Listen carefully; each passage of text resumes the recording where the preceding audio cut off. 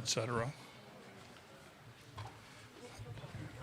On, and I'm proud of these guys, and nothing will take away from what we've accomplished this year. And I mentioned to them in our huddle that, when time passes, no one's going to remember that, what the score was of any of our games or what our record here at Omaha was. I think what I will remember is I got a chance to go to the College World Series with a team that I love and spend about a week trying to play for the national championship.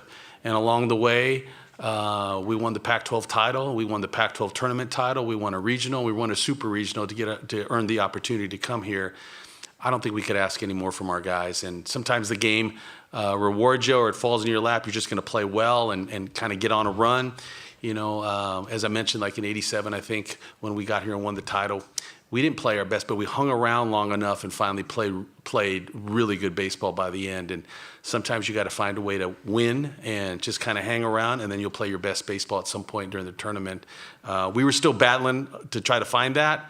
But again, I'm so proud of this team and our program and our coaches, and there is no shame in our showing here at Omaha. And I love these guys, and that's the part that I'll remember. Okay, we'll have questions for the student athletes, and we'll start right here. Matt Tallerini with World Baseball Network. Drew, how did you feel today pitching with 6 strikeouts, 4 innings, and 3 hits allowed? What are your biggest upend with your mechanics coming into this offseason? Today, and to answer your first question, today I felt good. I was just attacking their hitters. I think the biggest thing was just command of all 3 of my pitches. I think we played great defense behind me, and I was able to, early on in the game, I was getting behind guys a little bit too much, but able to come back in those counts. And I think in the off season, in terms of mechanically, just try to use more of my legs, add a few miles per hour to that fastball. And also just give myself a little bit of a break. I've been throwing a lot, so just those 2 things probably. And but overall, I felt good today. Okay. Joe? Joe Healy, Baseball America. Adam, you guys got to Bright a little bit early. Obviously, the 3rd, 4th, and 5th was a little bit of a different story. Did you see something different in the way he was attacking you guys that allowed him to settle in after those first 2 innings? Hats off to him. He was making good pitches, pounding the zone. I think it was just we weren't as relentless as we needed to be. It was more of an approach side. We kind of let up, got a little too comfortable when we should have, kept our foot on the gas a little bit. Aaron? Aaron Fitt, D1 Baseball, for both of you guys. When you kind of reflect back on this season that you guys had, and certainly the run, to get here, and the pack, both regular season and conference tournament. What's going to think stick out in your minds the most? Adam, you start. We started Pac-12 1-5 and turned it all the way around and came here. I don't think anybody thought we were capable of doing that. And just like we believed in one another, and I know we played for each other. It's a lot of memories. I'm gonna miss this team a lot, man. Honestly, obviously the games or winning the Pac-12 was super sick and all that stuff, but I'm just gonna miss being with these guys, being in the locker room, hanging out, cracking jokes, and all that stuff. Drew? Yeah, I think what he said. On the field, obviously, I feel like we didn't get off to a great start and to get to where we are now. Even with being down 2 runs in the regional final against Texas State, this team just never gave up. We didn't care about what people thought or what kind of situation we were in. We were just going to give it our all. But like Adam said, I think the biggest thing that hurts right now is just the fact that I'm not going to be able to play with those guys and this team ever again. And it's a tough. That's really what hit me after the game. First thing wasn't, we didn't win a national title. We could have beat Auburn today. It was more just, I'm not going to be able to play with these 26 other guys on the field right now, and that hurt. Okay, we have a question from Zoom now. Please state your name and affiliation and ask the question. Yeah, Steve Cronin from the San Francisco Chronicle. Adam, your day obviously was good offensively, but as good as your offense had been for the past month and a half coming to Omaha, it was not nearly that good the past 2 games. Any specific reason why? I don't know. Obviously we're trying our best out there. I think it was just probably we let the moment get a little too big maybe. obviously a big stadium, a lot of fans, and just got to slow down and relax into our offense. Esker talks about it all the time, and I think we just didn't do that to the best of our ability. Okay, Joe, one more question. Joe Healy, Baseball America. For both of you guys, similar to Aaron's question, how much pride do you guys have in what you guys have been a part of these last 2 seasons, getting back to Omaha last season, back-to-back this year, getting Stanford baseball back to that stage after it had been a little while? True start. I mean, I think, growing up, going to Stanford games, and, seeing a lot of great players come through, whether it be Cal Quantrill or Mark Appel, and Nico Horner, seeing a lot of great teams, and, those teams never made it to Omaha. And to be a part of a team like this and the team last year as well, like it's something I'm going to tell my kids about, and it's something that we're all going to be able to share for the rest of our lives. And I'm going to be friends with these guys till the day I die. And I think that's, it's great to make it to Omaha. It's great to, play for a national title. But, like, ultimately, what I'm more happy about is that we got to play – both of those teams got to play baseball longer than a lot of other teams did. And we got to spend a lot more time together and share a lot more memories together that other teams didn't. And I think that's just really, really special. Adam? Yeah, I mean, my freshman year, we didn't have the best year. Got off to a tough start, got banged for COVID, and then the next 2 years completely flipped the script. And I'm super proud of all of my teammates and all the guys for having that resiliency and kind of defying all odds at that point in time. And I think we should be really proud of this accomplishment. I mean, we made it back-to-back years. And so I'm super happy and proud of everybody else. And I think we're leaving in good hands. I think we'll be back here. And yeah. Okay. Guys, thank you. Congratulations on a great season, and we're excused. And we'll have questions for Dave here. Thank you.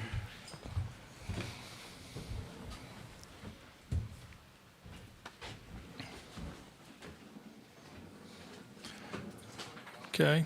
Mitch, you got one? Mitch Kutcher, CWS 247. Coach, when you look back at the time on the guys who just played their final game for Stanford and the time they spent here, what's going to stick out to you most when you look back in future years? God, I'm going to tell you just the memories, right? And we talked about playing for memories. I mean, whether it's the day we clinched the Pac-12 title, that feeling, the day we won the Pac-12 tournament title, and those feelings of celebration. Winning a regional, and pulling that out, just those memories and celebrations those guys had, and then a super regional. I mean, that's a lot of positive and great memories that our team had. And, a couple of games at Omaha that don't turn out the way you'd like has no chance of overshadowing what this team has accomplished and our feelings about them. And, and probably behind the scenes, you pull back the curtain, being the number 2 ranked team and getting to Omaha.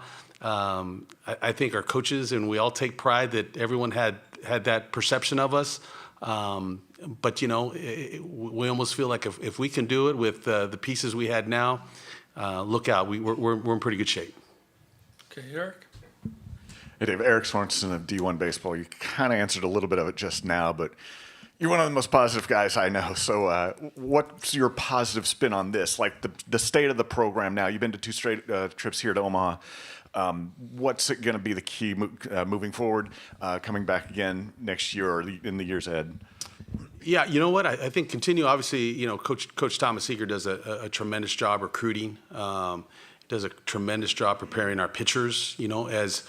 As our program continues to grow, and it's going to be just consistency of that, right? We're continuing to get good players and train them well,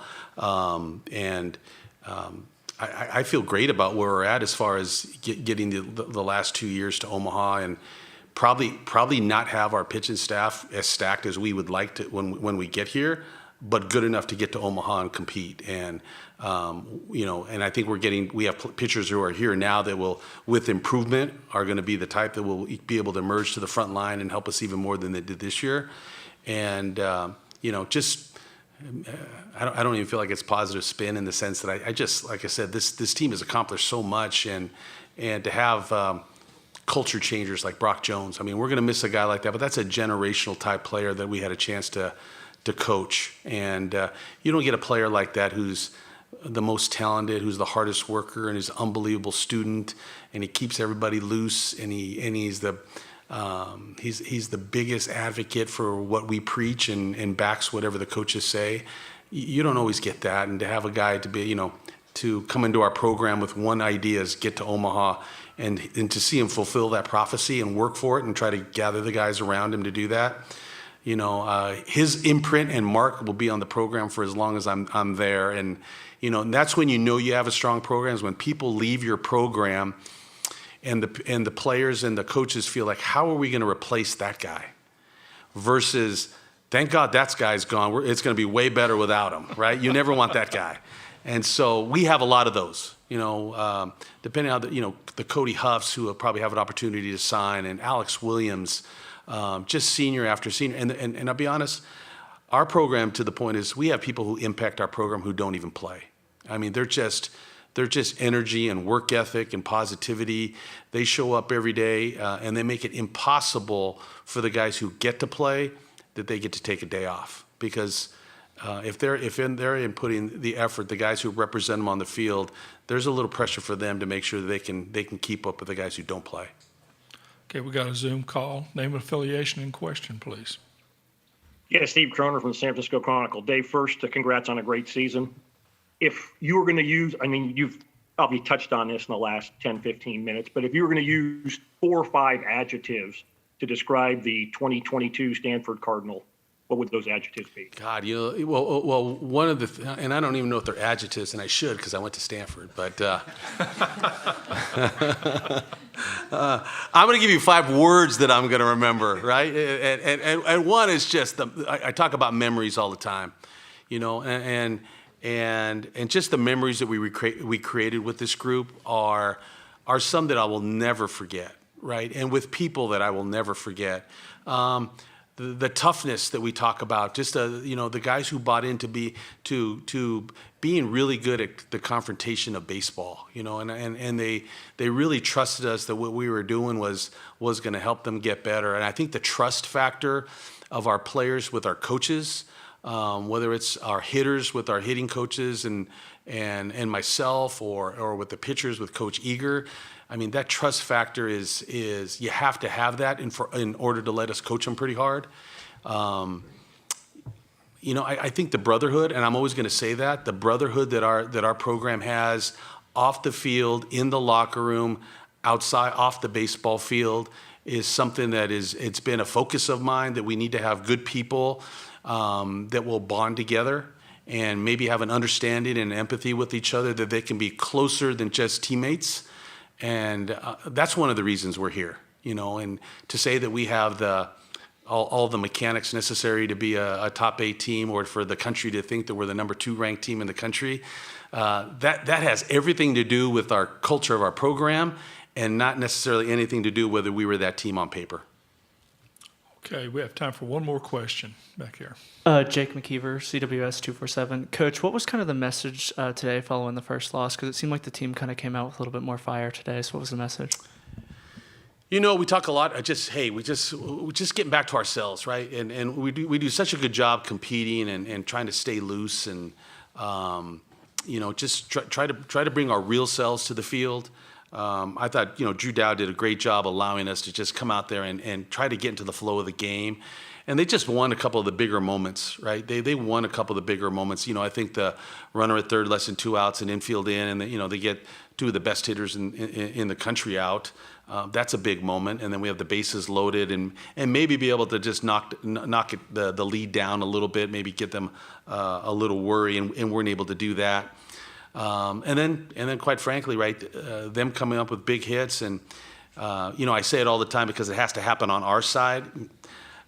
You can hope all the support players do all they can to help you, but sometimes your guy's got to beat their guy, right? I mean, it's just you can't escape it. Sometimes the best players on your team have to beat the best players on their team, and there's a couple of those moments, and they were able to come on top today, but. Again, nothing will take away from my positive feeling about our team and the season. There's not There's not one thing that anyone could say, and it's probably out there, right? Probably the first time that Stanford has gone 0-2 in the College World Series. That doesn't even detract from anything that this team did. Not at all. Dave, thank you, and congratulations. Okay, thank you. Yeah. Thanks, Dave. All right, thanks, Eric. We'll see you next year.